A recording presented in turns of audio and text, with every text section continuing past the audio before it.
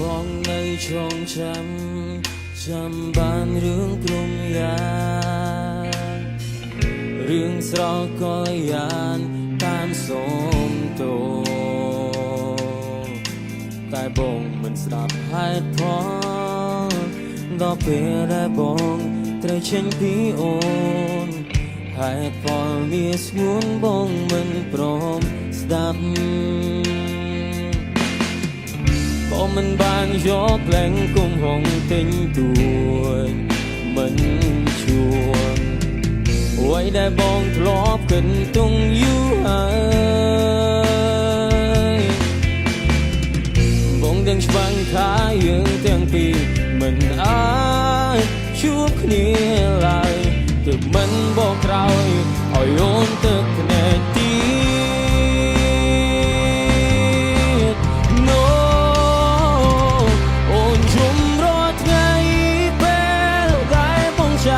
ចេញទៅទៅអូនលំបាកអូនចោទបងកំសាមិនព្រមតស៊ូជាជាងដល់ណាបាជីវ៉ាក៏ដឹងពីគ្រូសាអូនគ្មានប្រណីអភ័យទោសផងថ្លៃបងមានវាសនា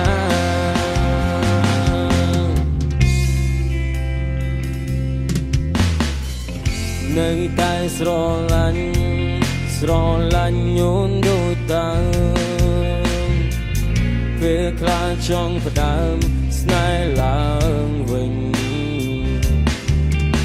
តែវាមិនអាចដូចមុន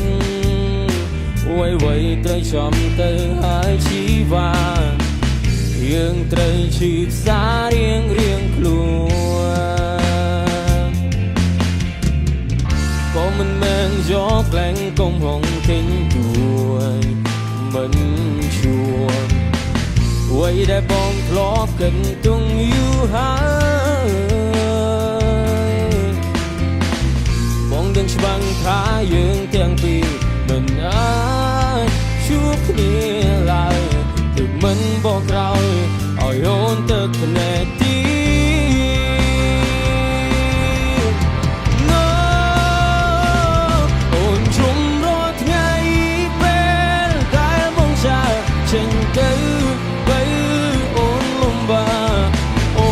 បងកំសាមិនព្រមតស៊ូជាជាងដល់ណាបាជីវ៉ាក៏ដឹងពីគ្រូសាអូនគ្មានប្រណីអភ័យទោសផងថ្លៃបងគ្មានវាសនា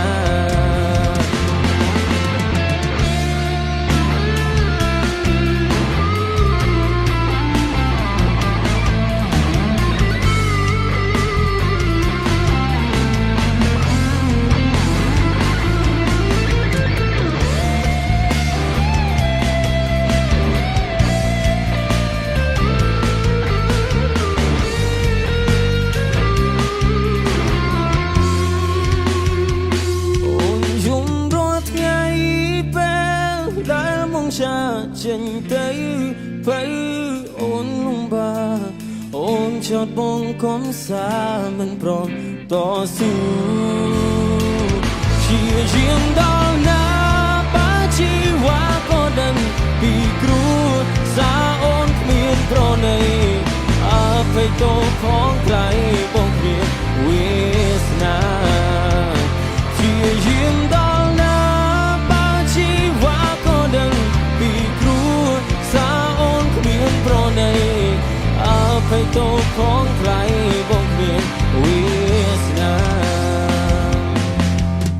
អភ័យទោសផងថ្លៃ